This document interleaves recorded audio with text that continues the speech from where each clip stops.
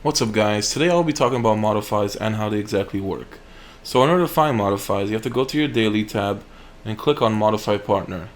So basically there are two parts. You have the cultivating dojo for any of the current partners you have, as well as the modification phase. So simply you would have to go into any of the partners you're working on. Let's go into Ichibe for instance, and if you did not ever clear these cultivating dojo, you will have basically stage 1 unlocked and you have to keep clearing them one by one. Now every time you go to the 5th stage, the 10th stage, and the 15th, you will be able to get more modify fragments per day from that. And it's basically these modify fragments are used to gain modifies themselves. Now, if you also go to the second tab of cultivating dojo, you are able to reset the dojo with gold. It takes coupons first. Now, the best events to reset will be during accelerated modify. That is when they knock down the price as well as give you double the modify fragments for the partners that are inside of it. As well as the event is going on right now. So if you had Nozarashi, Alage Onohana, and Tessai, you would be able to get double the modify fragments, and the reset price is halved.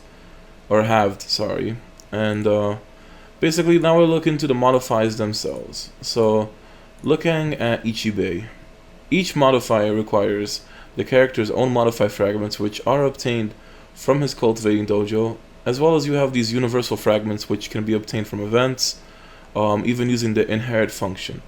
Now I would say that you need a lot of silver, because you need to have basic Gikongans and advanced ones. Now how do you make these, you would say? So you can either click on create right there, or you can go to the modifying lab, and in the bottom left corner you will see create. Now you can spend either silver to make one, or bulk, which would be 4 million, as well as you can spend gold. But I would not recommend you to spend gold. Just use silver, it's a lot cheaper. So since I don't have a lot of these and I need to get a lot for Ichibes, I'm going to just put in, I think, let's say 12 million. Now you have about 1700 basic Gikongans and 238 advanced. You only get 50 advanced basically every time you do. I'm not sure if it's 50 exactly, but you don't get too many. It might actually be 50 every time you do this. Now, the easiest way to get advanced is you can also you can convert your basics into advanced. Basically, it would be 10 to 1. So if you convert 100 of these, or if you convert 1,000 of these, you would get 100 advanced ones. And you don't need too many basics, so you really always need to stack up on the advanced ones. Now, when you have everything ready, pretty much go ahead and, as far as you meet the requirements, so 308 Ichibe fragments, 244 basics, and 194 advanced. Upon having these three requirements, as well as having the level, that's why you have to be careful. If you're not using the partners information, you have to have the level. Now you click modify, and there you go. Now these modifiers vary, because there are modifiers that boost your stats, there are modifiers that activate in battle, so his defense will keep going up by 10% every time he loses 20% HP. But if he gets healed up, then it doesn't. Then basically he loses the defensive boost. So you have passive modifiers that increase stats, immunities, after death skills, and then you have combat ones that will activate. So there's usually 4 to 5 different types.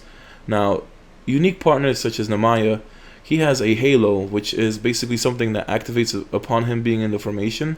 So once he is in the formation or in battle, he gives his entire team 10% extra speed. And you have basically some new partners are starting to get modifiers that depend on other partners. So let's see, it does not have that. The most recent one would be Shinemu had a Mayuri one, but it doesn't seem like she has one anymore. So Yachiru, her 5th mod requires Nozarashi Kenpachi, and if she does have Nozarashi Kenpachi or any Kenpachi, she gives him stats as well. Same goes for Tessai, if I could find him. There we go. Tessai gives himself 10% damage rate for his 2nd mod, and gives Kurinji another 10% damage if you have him in information. So there are 5 different types of modifiers, I would like to say now. And modifiers are a huge difference to your battle power. Huge. I mean, there are modifiers that upon reaching the 3rd, 4th, and 5th modify, that will make Ichibe a massive tank. I mean, gaining about 27% extra HP and getting 25% defense. Now, as well as every time he loses HP, he basically gets 10% defense. So modifiers are very important. You want to keep them up. Now, for those of you complaining, oh, modifiers take a long time if you're doing it for the dojo.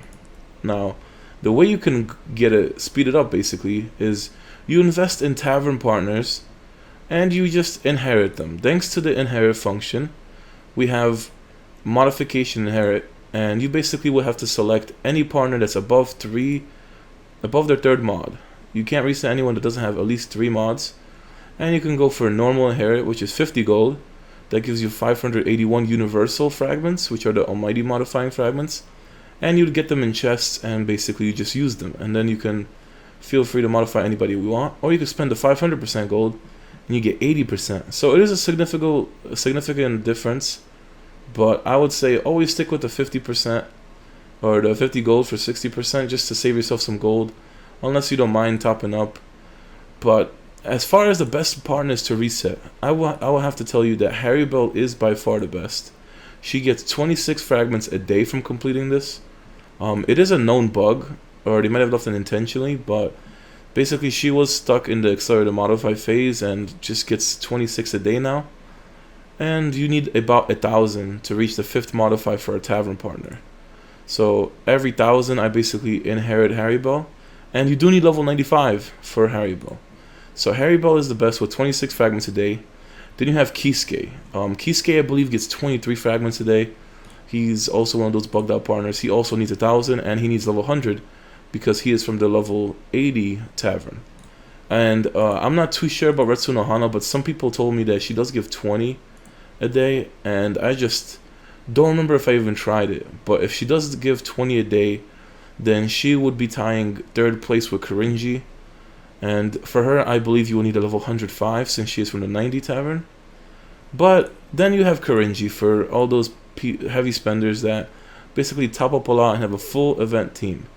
So his cultivating dojo gives you 5. But if you have Shinigami agent, you get about an extra 15 a day. So that gives you 20 a day.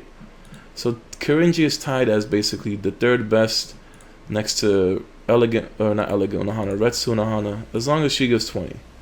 That's why I use Harrybell, Kisuke, and Korinji, because I really don't need them. And the average time to reset those 3 partners, I would say you could reset Harrybell every 38 days.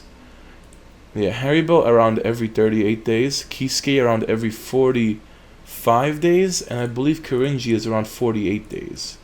So it does take a long time even through inherit, but this is the fastest way to get universal fragments, by far. I mean, it's way better than resetting the cultivating dojo for your event partners. That's why what I recommend you to do for modifying labs themselves is basically use the 4 partners in your formation, and then have 3 partners that you can inherit. That is probably the most efficient way you could do it, unless you plan on just having 7 partners to inherit because you don't care. So you could have 7 partners. It's just that there's not that many partners that get a lot of fragments a day. Level 70 partners give you around 13 modifying fragments a day. And then you have certain partners that give a lot less, or yeah, but as far as I know, Harrybell, Kisuke, and Korinji give the most, and Retsu no Hana might give the same as Korinji, around 20. But hopefully you guys enjoyed this tutorial. Just briefly going off the modifying lab function. I will be doing more helpful videos like this in the future, so feel free to suggest anything in the comments below. Hopefully this will be helpful towards you new players. But thank you for watching, and have a great day.